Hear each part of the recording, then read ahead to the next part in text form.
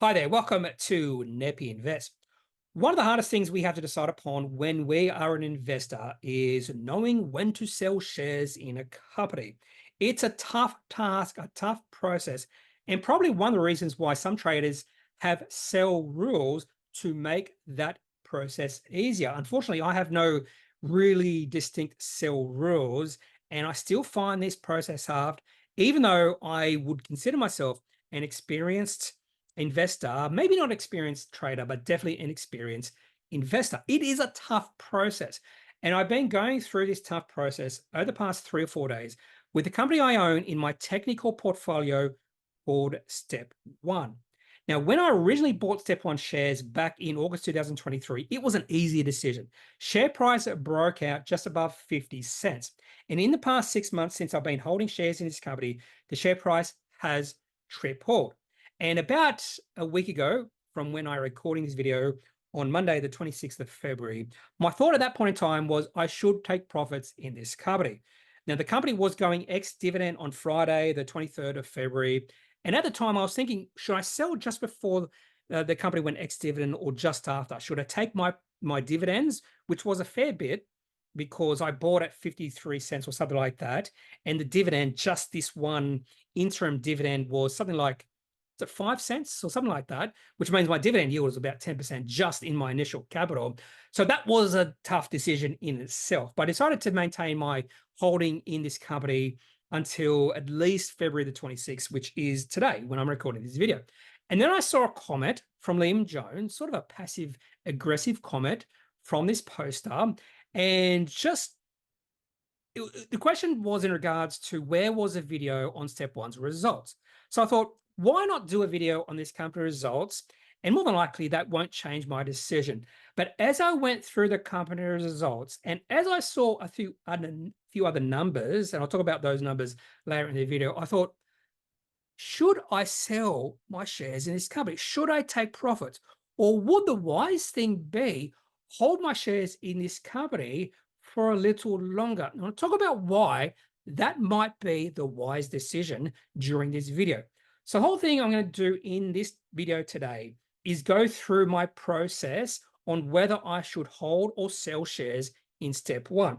We'll also go through the financial results, because going through the financial results did take me down a different path than I originally envisaged. Now, when we own shares in a company, we have three main options. In fact, there's a few other options, but the three main options are selling 100% of our shares, hold 100% of the shares. And to be honest with you, when we do go through this thought process, our decision usually is hold or maintain our holding. And when I say usually, it's say 95 to 99% of our decisions are maintain our holding, or we could sell a portion. So we don't have to sell 100%. We don't have to hold 100%. We could maintain a portion and sell the rest of our shares. Another option is we could increase our holding in the company. We could definitely do that. Anyway, what I'm going to do is go through the options I had in my thought process, when it comes to these three options in relation to Step One. Now, my original thought was, let's sell 100% of our shares in this company and then redeploy my profits and my original investment into other companies whose charts were looking quite bullish. And the main reason I was thinking that this was, I don't think Step One's share price will triple in the next 6 months. I think that's a remote chance. In fact, I think it's even remote. The shares in this company will double.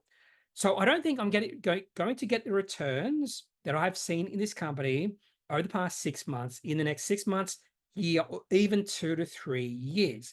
And by redeploying my profits, I could really maximize the profits I've made in this company and the original investment. And that way I can compound my returns over time in this company's profits. So there are some investors out there who believe you have to be owning a company for the long term to see the effects of compounding.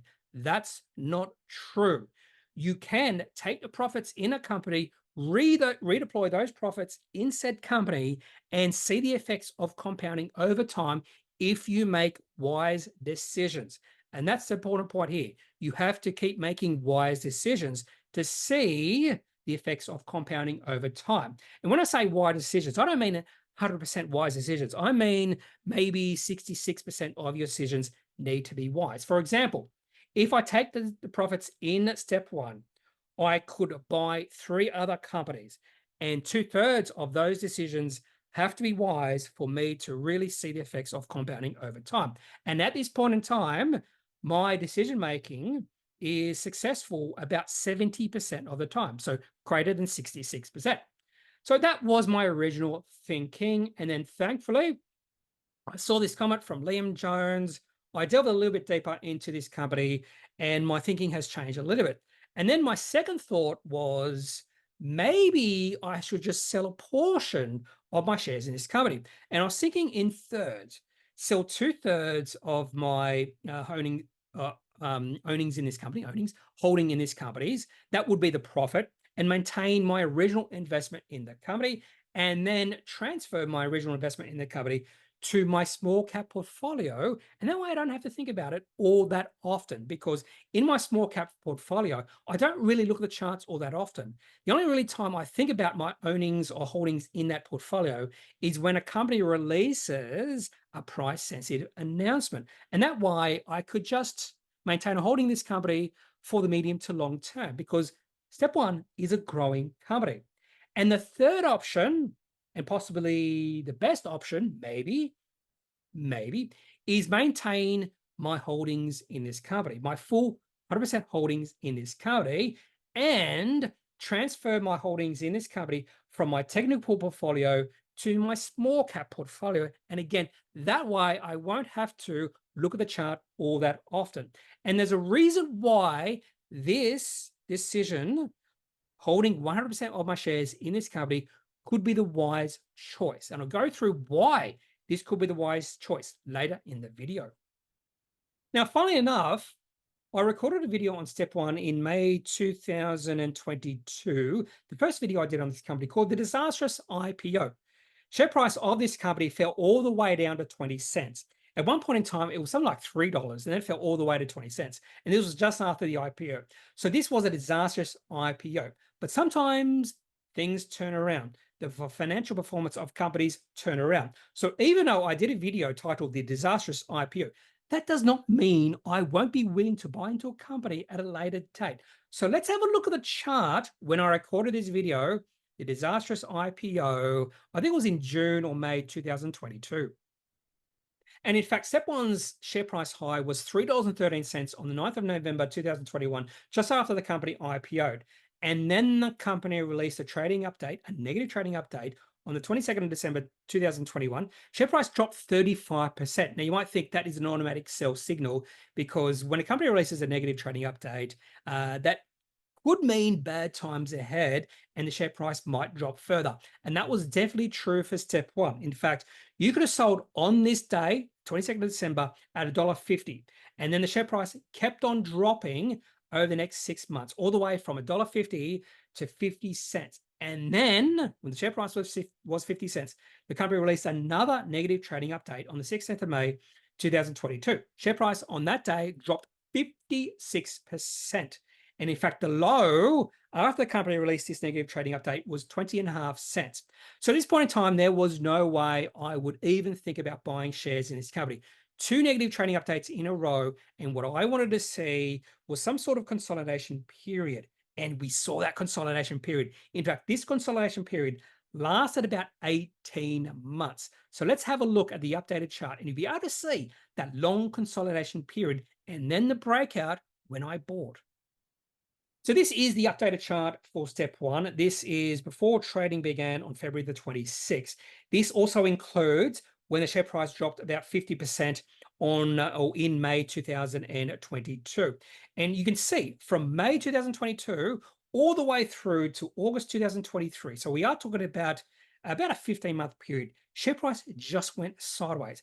It is a traditional, well-defined consolidation period. Share price really struggled to get above about 38 cents. And the reason why consolidation periods are really powerful, and I wouldn't say needed, is because any shareholders who bought during the IPO or just after the IPO, when they see the share price just go sideways, like we had with step one, they become bored. And eventually they will just sell their shares at a massive loss. So when it comes to August 2023, the majority of shareholders who bought in at much higher prices in 2021 and 2022 have already sold out. So much less resistance moving forward when the share price or the shares break out. And then the shares broke out in August 2023 when the share price broke above 40 cents. Now, I was a little bit slow to the party. I bought in at 53 cents, but still, even though I was slow to the party, shares in this company have tripled since then. And then the company released their results, and the market absolutely loved the results. Share price rose from about $1.24 up to a high of $1.72. And then the share price was a little bit weak on the Friday. Share price fell about 6%. But the reason why the share price fell on the Friday about 10 cents was because the company went ex-dividend. And when a company goes ex-dividend, particularly when a company has a really good dividend like step one, you will see a little bit of weakness in the share price on that particular day. Now let's have a look at the financial results for step one. And the whole reason I actually started preparing this video was to answer Liam Jones' passive aggressive question why I hadn't done a video on step one's financial results, because they were good. The market reacted really well to those results. And whenever the market reacts really well to results, you have to pay attention. So the first thing I do when I'm researching a company is I have a look at the revenue and gross margin. So a lot of times you will see me just include this little slide when I do a video on a company. Revenue, and what I want to see with revenue is it growing through time. Now, step one's revenue, and I should also say these are in half-year increments. So we have about 7 half-year increments for step one.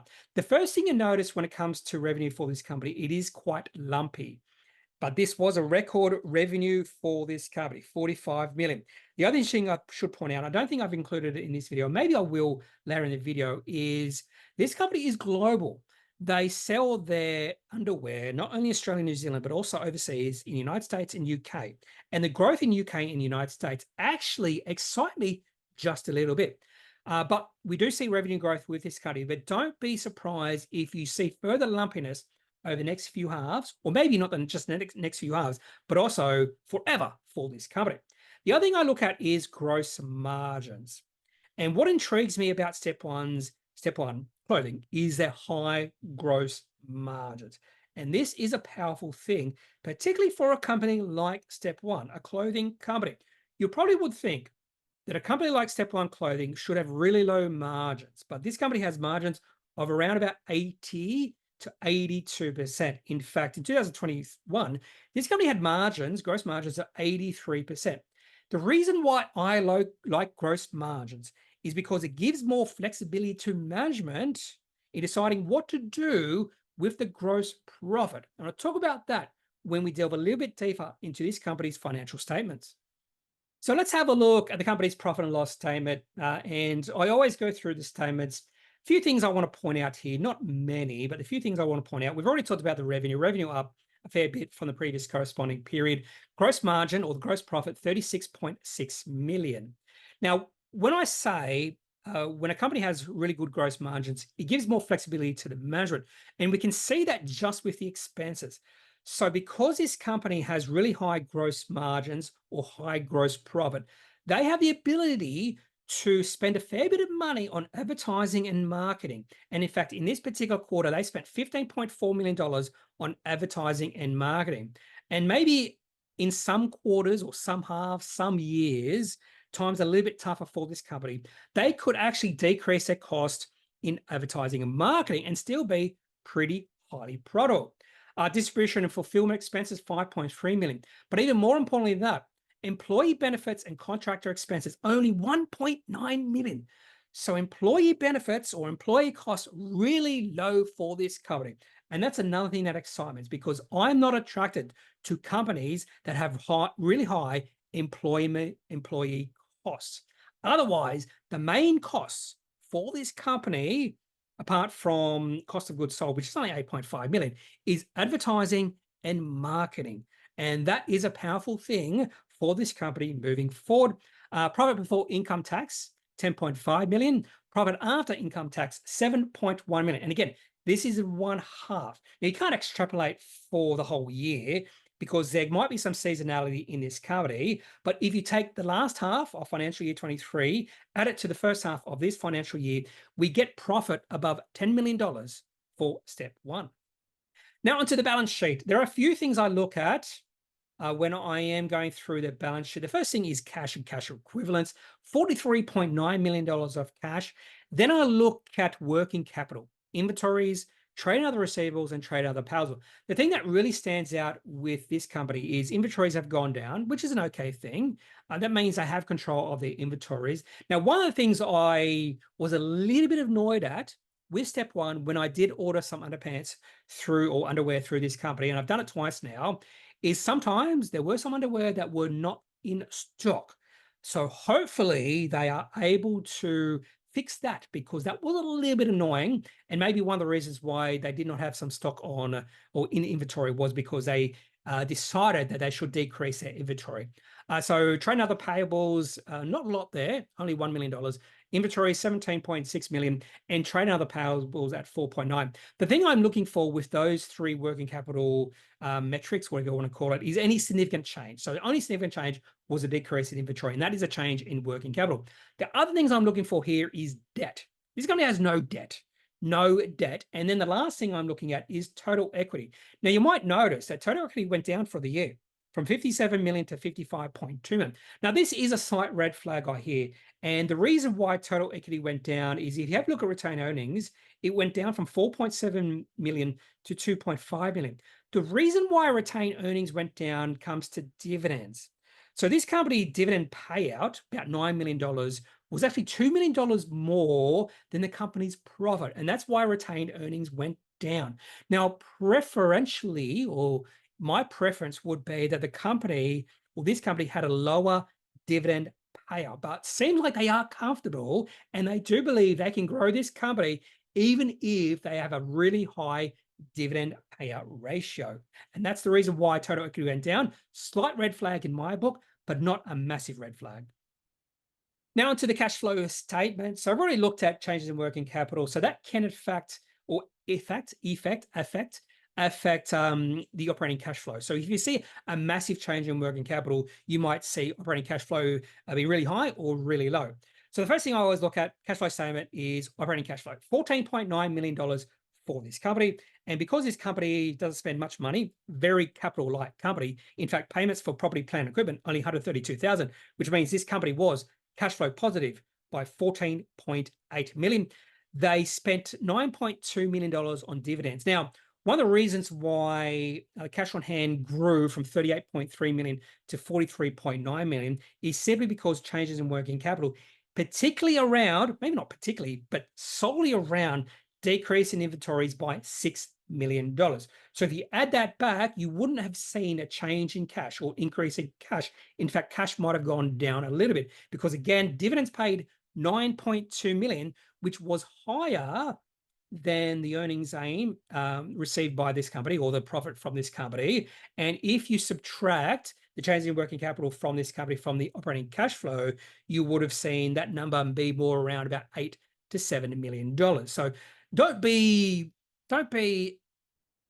significantly enthused by the increase in cash this company had. It's just because of changes in working capital or a decrease in inventory. Now onto some other key metrics. I've already touched upon some of these: revenue, gross margins. Didn't really look at EBITDA, but I don't usually focus on EBITDA. Profit after tax I've already looked at.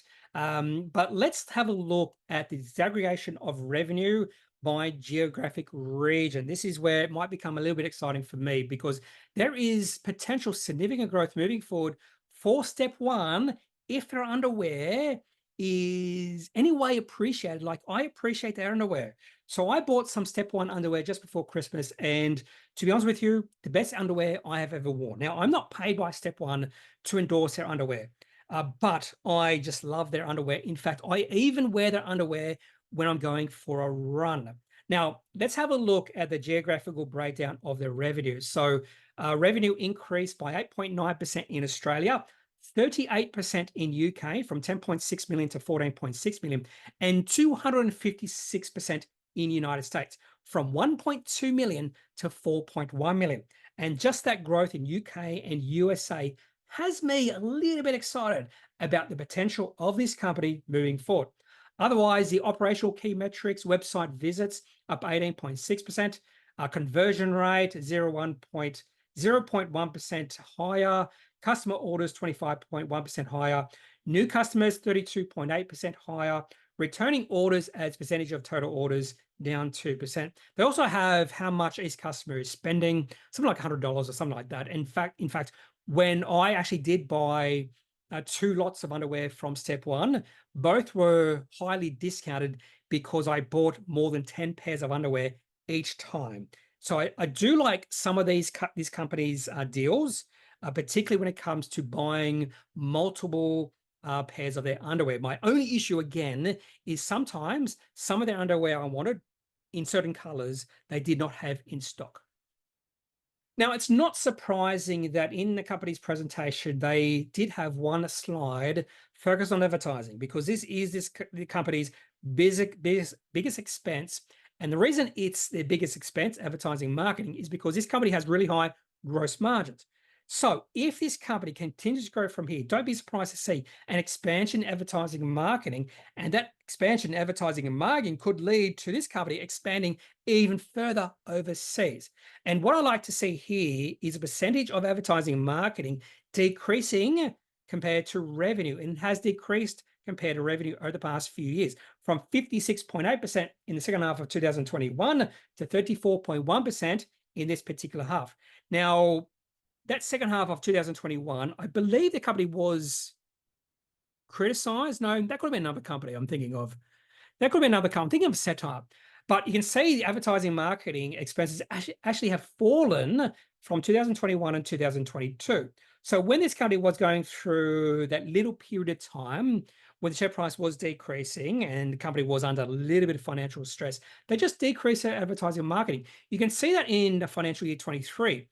In each half, advertising marketing was between $11 million and $12 million. But now the company is growing again, become more profitable, gross margins are increasing, and they've increased the advertising and marketing expenses up to $15.4 million. So there's potential this could have a really good lead-on effect in the next 12 to 24 months. Now let's have a look at some other facts in regards to Step One. Shares, 185.3 million shares. Now, I'm recording this video now when the market is open, and the share price of Step One has increased to 3.6%. And that's important because at a share price of $1.54.5, share price which closed on Friday, the 23rd of February, that means a markup based on the shares on issue is $286 million.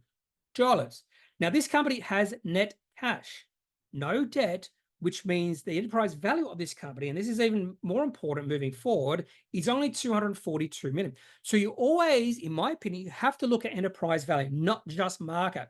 Because if a company has massive amount of debt, you're doing yourself a disservice by thinking a company might be cheap, or you might be doing yourself a misservice if you think a company has a markup of $286 million, but the company has significant amount of cash. Look at the enterprise value, which is $242 million for Step One. Equity, $55.2 million, which means return on equity for this company using the last or the trailing 12 months in earnings is 19. That's the sort of return on equity I am looking for a longer term investment. So we have a number here, which makes me think there is potential for Step One to be a high quality company in the future. When I say future, I'm talking about 3 or 5 years down the road.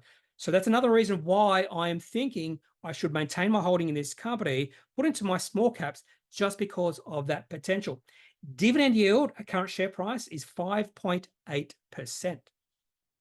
Now, some other financial metrics, these actually valuation metrics are very important when it comes to valuing a company, because some people believe, even though a company could be high quality, it's the price you pay which is important. And there is an element to truth around that. Now, if you just focus on P/E ratio 27.4, you might think this company is expensive. But again, this company has net cash. And when a company has net cash, I do prefer to use enterprise valuation metrics like EV to operating cash flow or EV to free cash flow, even EV to EBIT, EV to EBITDA. Price to book ratio 5.2. I don't usually look at price to book or even price to sales ratio. I tend to focus on P ratio, EV to operating cash flow, and free cash flow yield. So let's have a look at EV to operating cash flow, 11.5. Now, when I see EV to operating cash flow between 6 and 10, I think there's potential a company could be good value depending on the company. And that's the most important point there, depending on the company. So with a company like Step One, an EV to operating cash flow 11.5 is attractive. And the free cash flow yield, 7.3%. Now, there has been research shown that free cash flow yield is really important determining the future returns on a company compared to market returns. So you want better free cash flow yield. And when you see better free cash flow yield in a company, that is a better signal that your returns in that company will be able to beat the market. Also did a reverse DCF. I think this was based off the operating cash flow, or no, it was based off the free cash flow. So I just want to determine what the free cash flow growth would have to be to justify the current valuation. So this company would only have to increase their free cash flow over the next 10 years by 7.6% to justify the current valuation. And I definitely think Step One can do that. Now we get to the point where I think my mind was made up when it comes to Step One, all around this company's dividend. Now, you have to assume, and these are the assumptions I am making here, and to be honest with you, my assumptions are not with high conviction. I don't have high conviction around Step One moving forward. So I would say medium conviction, low to medium conviction, but I'm willing to not have high conviction just based off the dividend yield I have with this company based off my original investment. So my dividend yield in Step One, based off my original investment, right now is 24.2%. So if this company does not decrease their dividends moving forward, my returns each and every year will be 24.2%. And I am always going to take a return of 24.2% moving forward. But there's another scenario moving forward. This company continues to grow. So not only will I have continued capital appreciation of my original investment, so the share price keeps on climbing, but my dividend yield on my original investment will keep on rising as well. And one of the goals I have as an investor is to buy a company, and then eventually the dividend I get from that company will be greater than the original investment. And there is potential, let's say a small likelihood, that in maybe 5 to 10 years, the dividend I get from Step One will be greater each and every year, will be greater than my original investment. And this is the reason why I am now willing to maintain my holding in Step One moving forward. Even though I don't have high conviction in this company, it's just based around my dividend yield I have on my original investment, 24.2%. So you can see my capital gain in Step One at the end of trading on February the 23rd, 190.8%. Dividend, 24.2%, which is the dividend yield. Total return at 215%. Now, the question moving forward is around the dividend. Is the dividend sustainable moving forward? And that's why I said the decrease in equity was a slight red flag, because the payout in dividend was greater than the profit the company made in the last half year.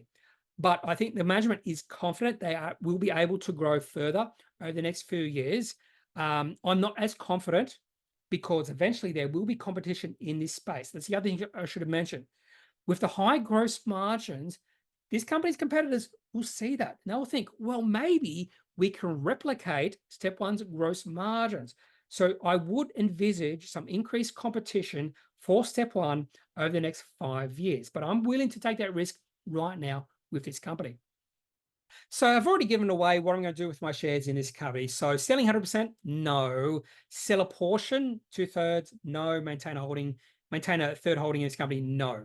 So right now I'm going to maintain 100% of my shares in this company and just transfer my shares from my technical portfolio to my small cap portfolio. And in fact, I'm going to do this for another company I own in my technical portfolio, IPD Group, simply because the company released their financial results on the morning of February 26, and the results were good enough for me to want to maintain a holding in that company for at least the next few years. And that is all I have for this video on step one. And just going through the thought processes I go through, trying to figure out whether I should sell my holdings in this company, sell a portion of my holdings in this company, or maintain my holdings in this company. And in the end, I've decided to maintain my holdings in step one and just transfer my holding into my small cap portfolio, which means I don't really have to follow the chart all that often. Maybe I'll look at the chart once, or maybe twice in a week. If you have any thoughts, any questions, just leave those in the comment section of this video. Otherwise, I'm not a financial advisor.